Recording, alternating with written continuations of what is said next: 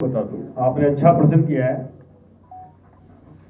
जो हमारी जिन कंपनियों के साथ 4 जगह पे, चाहे वो अजमेर में हो, बीकानेर में हो, भरतपुर में हो, कोटा में हो,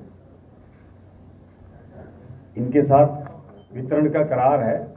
और मैं आपको बता दूं कि इनको ये करार करने के बाद आज तक किसी भी सरकार ने इनको रिव्यू नहीं किया, इनका ऑडिट ही नहीं किया, इनकी जांच ही नहीं की कि ये क्या कर रही है क्या नहीं कर रही है।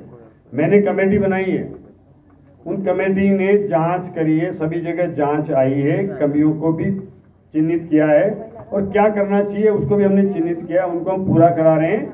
और जो भी कमियां हैं उनको पूरा भी करा रहे हैं, इनको हम नोटिस भी दे रहे हैं और आगे इनका ऑडिट भी करा रहे हैं ताकि ये जो भी कमियां उसको दूर कर ले। और अगर इन्होंने कमियों को सुधार करके ठीक नहीं किया तो हमारी सरकार टर्मिनेशन की कार्रवाई भी कर सकती है। किसी तरह का कोई इन कंपनियों के साथ हम कोई मतलब ये नहीं बरतेंगे, सहानुभूति नहीं बरतेंगे और हम बिल्कुल जनता के हित में काम कर रहे हैं कि कोई कंपनी उपनी से कोई मतलब नहीं है। कमियां क्या मिली मंत्री जी? दूसरा सवाल है, में क्या कमियां मिली है?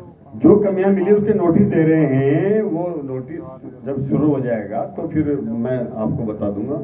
एक और सवाल है, आपने पूरी प्रेस कॉन्फ्रेंस में रोजगार की बात करी, लेकिन विभिन्न सरकारी विभाग जैसे अपन केडीए रहे हैं, संविदा कर्मियों के दम पर चल रहे हैं, चाहे वो हॉस्पिटल हो, विभिन्न सरकारी विभाग। देखिए आपने हॉस्पिटल, हम हॉस्पिटल में 50,000 भर्तियां निकाल रहे हैं ना, तो संविदा कर्मियों के आधार पर क्या निर्णय है? 50,000 भर्तियां हॉस्पिटल में निकलने जा रही है, हर विभाग में भर्तियां निकाल रहे हैं, तभी तो पूरा संविदा कर्मियों की जो प्रक्रिया खत्म होगी। की बात नहीं कर रहा हूँ मैं, लाखों महीनों सैकड़ों सालों से जो संविदा एक्सक्यूशन में उनका क्या होगा? मैं तो एक कह रहा हूँ, सबसे बड़ा जो आरोप लगाती है कि क्रेडिबिलिटी नहीं है आपकी सरकार के। अभी रिसेंटली 2-3 घटनाक्रम देखे होंगे, एक ऑर्डर निकला फिर वापस लेना पड़ा, आपने पार्षद मनोनीत कर दिए वो वापस लेना पड़ा। तो इससे आप देखिए कांग्रेस सरकार की क्या क्रेडिबल थी, उन्होंने कभी अपने कथन पर वो कायम नहीं रहे, जो किया उन्होंने कभी पूरा नहीं किया, उन्होंने हमेशा झूठ बोलकर लोक लुभावने वादे करके जनता को ठगने का काम किया है। कहीं भी एक वादा उन्होंने पूरा किया हो तो आप बता दो। वो केवल वोट के आधार पर राजनीति करते हैं कि कैसे वोट को हम लुभावना वादा करके और उनको लुभा दें और उनकी आकांक्षा बढ़ा करके उसकी हमने वोट प्राप्त कर ले। हमारी सरकार ऐसा नहीं कर रही है। कहीं आप जो कह रहे हो, कोई ऑर्डर हो जाता है, ऑर्डर निरस्त हो जाता है, कोई खामी रह जाती है, उसकी पूर्ति कर दी जाती है, वो कोई ऐसा कोई लेकुना नहीं है कि किसी की हित और अनित हुआ हो। लेकिन हमारी सरकार जो विकास के काम है, जनहित के काम है, या फिर नौजवानों के साथ जो इन्होंने जिस तरह का धोखे दिए, वो हमारी सरकार एक एक काम को चिन्हित करके उसको पूरा करने का काम कर रही है और वो हम आगे भी करते रहेंगे। युवाओं को हम ठगने नहीं देंगे, ये कितने भी बोलते रहे, लेकिन युवाओं के साथ कभी धोखा नहीं होने देंगे। और जिन्होंने धोखा किया उनके निश्चित उसे पूरा हिसाब उनको देना पड़ेगा। शाहबाद का जंगल कटेगा या बचेगा? लाना चाहता हूँ भाई, तो शाहबाद का जंगल कटेगा या बचेगा? देखिए आप समझिए, आप और हम सब इस देश का विकास चाहते हैं और देश के विकास के लिए एक नियम बने हुए हैं, प्रक्रिया बनी हुई है। जंगल की भी कोई परमिशन देने के नियम है, प्रक्रिया है। उस प्रक्रिया के तहत जो भी नियम होंगे उसमें डाइवर्जन होता है। आज हमारा एयरपोर्ट यहाँ आया, अगर ये फॉरेस्ट की जमीन को डाइवर्जन नहीं करते एयरपोर्ट कैसे आ सकता था? आप बताइए।